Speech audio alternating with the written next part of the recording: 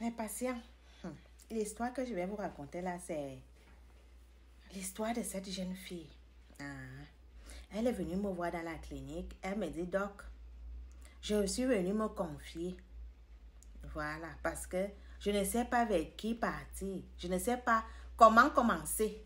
Je connais un homme, ça fait plus de 2 ans. Il a même déjà fait l'autoquet-porte. Il est venu voir mes parents et on a même déjà fixé la date pour la dot. Mais sauf qu'à chaque fois que je voulais dormir chez le monsieur, il disait non, vraiment, moi je veux que les choses se passent dans les normes. Donc je ne veux pas que tu dormes ici tant que nous ne sommes pas mariés. Même s'il était quelle heure, il va rentrer me déposer à la maison. Mais moi, je voyais que c'est un homme bien parce que lui, il a des principes. Mais sauf que parfois, je disais que non, même si je dors avec lui, on a déjà fait. Il y a la différence. Mes parents le connaissent. Ma famille, quand je ne suis pas à la maison, c'est que je suis chez lui. Donc, il n'y a pas de problème. Lui, il disait, non, non, non, non, non. Vraiment, je suis un croyant. Je ne veux pas le désordre dans ma vie. J'ai décidé que c'est toi mon épouse et je veux que les choses se passent dans les normes. Donc, on ne peut pas encore passer la nuit ensemble tant que nous ne sommes pas mariés. Voilà. Donc, elle me dit que un jour comme ça, elle est partie. Elle est arrivée chez son homme tard. Donc, elle voulait lui faire la surprise. Parce qu'elle se disait que peut-être quand elle n'est pas là la nuit, quelqu'un d'autre vient dormir. Donc, elle se disait qu'il y a une autre fille qui vient passer la nuit là-bas quand elle n'est pas là. Le soir, là, elle décide donc il faut que j'aille surprendre mon gars. Peut-être il y a quelque chose. Je dois savoir avec qui je veux vraiment me marier. S'il est en train de me cacher quelque chose par parce que vous, les hommes, là, vous avez souvent double face. Sûrement, il y a une autre coqueluche qui vient ici là passer la nuit quand je ne suis pas là. Elle arrive à 23h et tout. Le monsieur ouvre. C'est comment? Non, vraiment, j'étais de passage. Je suis partie veiller. J'ai décidé de m'arrêter ici là pour dormir. Oui, ok. Si le monsieur voulait rentrer avec... Non, mes parents ont dit que je ne dois pas rentrer tard. J'ai déjà signalé à mon papa que je vais dormir chez toi. Donc, il n'y a pas de problème. C'est comme ça qu'elle entre se coucher. Le monsieur tourne, le monsieur tourne, le monsieur tourne. Il ne veut pas dormir. Ils ont fini de framponner et tout. Il ne veut pas partir se coucher. Et elle dit, mais chérie, viens même te coucher, non? Comme ça, là, il vient se coucher. Elle allume le deuxième coup. Le gars est fatigué. Il s'endort. C'est comme ça qu'il dort. Petit 4 heures. La fille se lève, elle constate que tout le lit est mouillé. C'est comment? Qu'est-ce qui s'est passé? Elle sent, ça sent les urines. Le monsieur était profondément endormi. Maintenant, elle se recouche comme si elle dormait. Le monsieur se lève, il constate que tout est mouillé là. C'est là où il essaie de... Donc, pour ne pas la réveiller, elle ne dormait pas. Donc, elle guettait avec un œil. Il essaie de changer les draps, enlever tous les trucs. Il met les choses là pour essayer de cacher les urines. Donc, elle reste couchée là. Et jusqu'à elle fait semblant de ronfler. Les kamikazes qui sont ici dehors. Elle fait comme si elle ronflait là, comme si elle était profondément endormie. Le gars essaie de nettoyer, même les trucs qu'il y avait sur le lit. Il enlève tout, il essaie d'arranger, il essaie de mettre un drap, juste faire comme si... Et même ils ont gâté le drap, pas dresser vraiment le lit, il essaie d'arranger là. C'est là où elle dit, donc c'est pour ça que le monsieur, s'il ne veut pas souvent que je dorme chez lui. Bah là, je vais faire comment?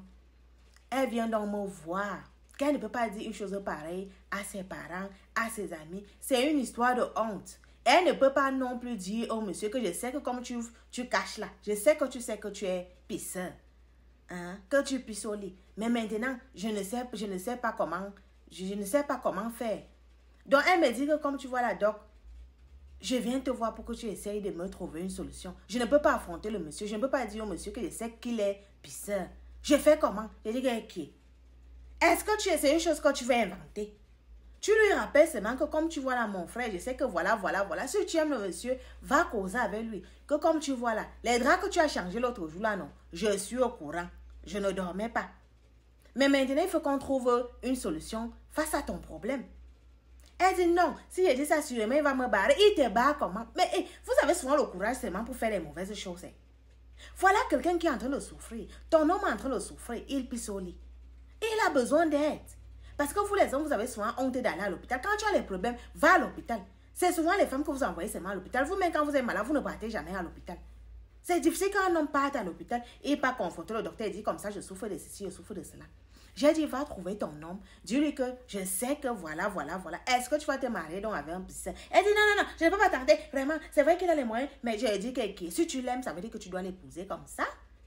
Aide-le juste à trouver la solution.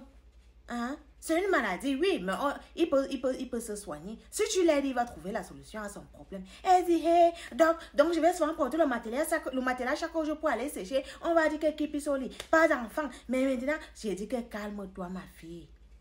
Calme-toi. Chaque chose a une solution. Le docteur Ateba que tu vois là, il pissait au lit. J'ai soigné Ateba. Ateba s'est confessé auprès de moi et j'ai trouvé la solution. Conseille juste ton nom, vous venez me voir à la clinique et ensemble on va chercher à trouver une solution. Fuir, ce n'est pas la solution. Hein? C'est Dieu qui a fait en sorte que tu saches ça aujourd'hui. Ça devait te surprendre quand tu devais dire aide dans le foyer. Peut-être tu devrais même regretter. Maintenant, là, la balle est dans ton camp. Soit tu aides ce monsieur à sortir de cette souffrance ou alors tu quittes le mariage. Tu le laisses. Hein? Tu le laisses carrément. Comment quelqu'un a un problème, tu ne viens pas avec lui à l'hôpital, tu viens me voir et tu laisses le malade à la maison. Elle me dit donc, je l'aime, c'est vrai. Coucou mes patients, tous ceux qui veulent regarder l'intégralité de toutes mes vidéos là, ouvrez mon compte TikTok et cliquez sur le logo de YouTube. Ça va vous amener directement dans ma chaîne YouTube et là vous allez déguster toutes mes vidéos, toutes mes consultations. N'oubliez pas de vous abonner là-bas.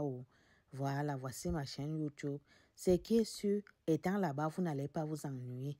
Abonnez-vous à ma chaîne YouTube et regardez toutes mes consultations. Voilà.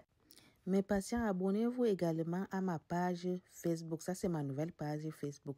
J'avais été bannie de Facebook il y a de cela quelques mois. Bon, je viens de recommencer à zéro, donc il y a des patients qui me demandent depuis là, doc, je te cherche, je ne te trouve pas. Je viens d'ouvrir une nouvelle page Facebook. Allez vous abonner là-bas.